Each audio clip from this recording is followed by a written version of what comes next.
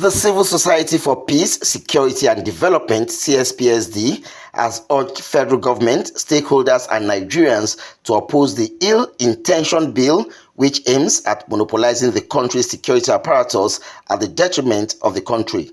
While addressing journalists in Abuja, co-convener Civil Society for Peace, Security and Development, Obadiah Solomon, says the proposed act of the National Security Agency to appoint staff as it deems necessary and expedient for the proper efficient performance of the function of the office under National Security Acts.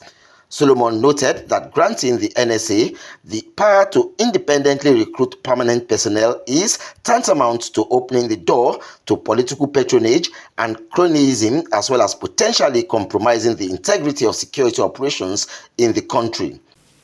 In addition, the office of the NSA does not have full autonomy and traditionally relies on staff from support agencies, particularly those drawn from the Army, the Navy, the Air Force, the Police, the National Intelligence Agency, and the Department of State Service.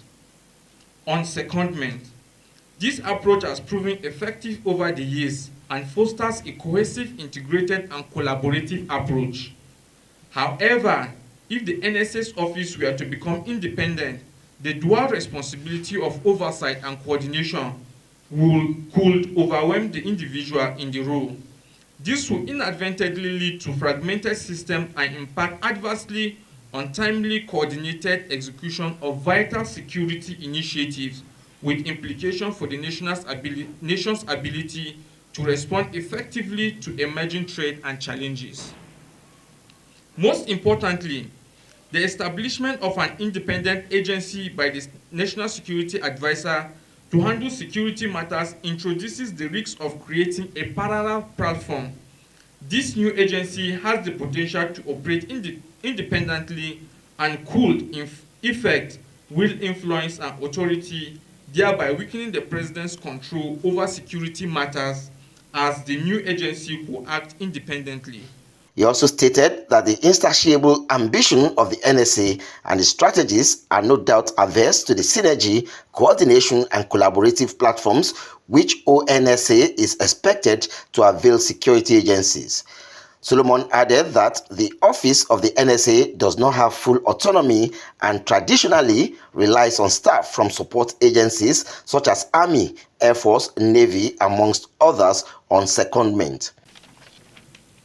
Consequently, the proposed bill and urgency to pass it into law is nothing but a desperate attempt by the NSA to not only usurp the powers of the agencies under it, but raises questions about the balance of authority and the potential impact on the existing framework.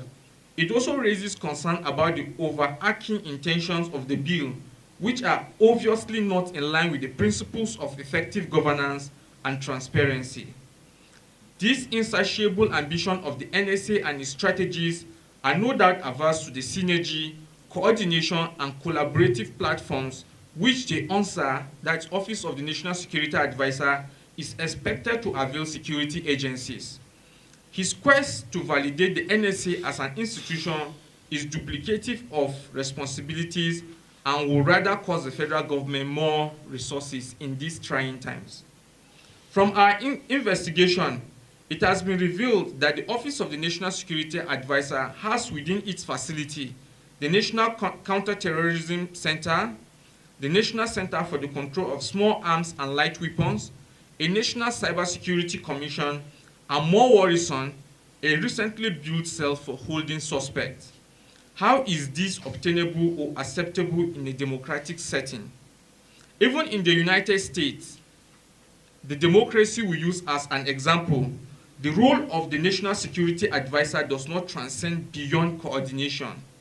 It therefore begs the question, why the rush to operationalize the Office of the National Security Advisor beyond its traditional and constitutional rules? It is not only highly suspicious, but ominous and questions the real motive behind such actions. The organization noted that the establishment of an independent agency by the National Security Advisor to handle security matters in the country introduces the risk of creating a parallel platform to security issues in Nigeria.